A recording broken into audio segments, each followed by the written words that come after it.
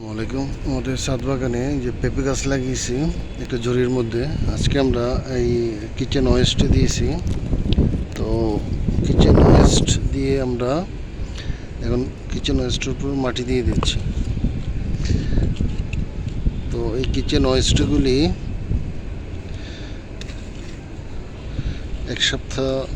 এক মাসের মধ্যে এগুলি কিচেন কম্পোস্ট সারে রূপান্তরিত হবে। তখন এই পেঁপে গাছগুলির জন্য যে খাবারের দরকার, এই কিচেন ওয়েস্ট থেকে তারা পর্যাপ্ত খাবার পেয়ে যাবে। তো আমাদের এই কিচেন ওয়েস্টগুলি আমরা সাধারণত আমাদের ছাদ বাগানে কিচেন ওয়েস্টই ব্যবহার করে থাকি, আর কোনো সার বা কিছু দিয়ে থাকি না।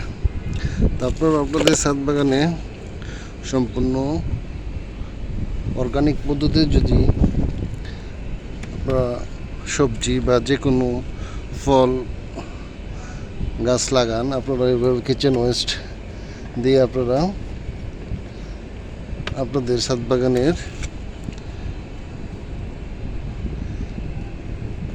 গাছপালা সুন্দরভাবে গ্রো করতে পারেন। আমাদের এই গাছের ছাদের মধ্যে যত গাছ দেখেন, সব গাছে কিন্তু আমরা কিচেন ওয়েস্ট দিয়ে থাকি। দেখেন এই যে আমাদের ঢেঁড়সের বাগান, এটা দেখেন প্রচুর ঢেঁড়স আসতেছে। আমাদের এই সবগুলো কিন্তু কিচেন ওয়েস্ট দিয়েই ধরে, আর কোনো কীটনাশক বা সার আমরা প্রয়োগ করিনি।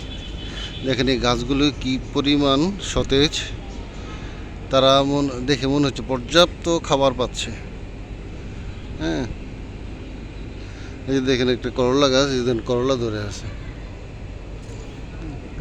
দেখেন এই যে পেয়ারা গাছ, এগুলি কিন্তু আমাদের কিচেন ওয়েস্টে শুধু দেওয়া।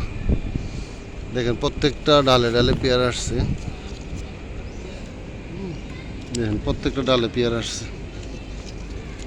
দেখেন এই পেয়ারাটা কত বড় হয়ে গেছে।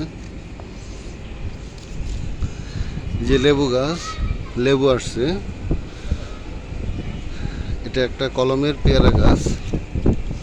দেখেন পেয়ারাটা কত বড়। তো আমাদের ছাদ বাগানে যত গাছ আপনারা দেখতে পাচ্ছেন, সব গাছে আমরা কিচেন ওয়েস্ট দিয়ে থাকি। তো আপনারা আপনাদের ছাদ বাগানে এরকম কিচেন ওয়েস্ট দিয়ে সম্পূর্ণ অর্গানিক পদ্ধতিতে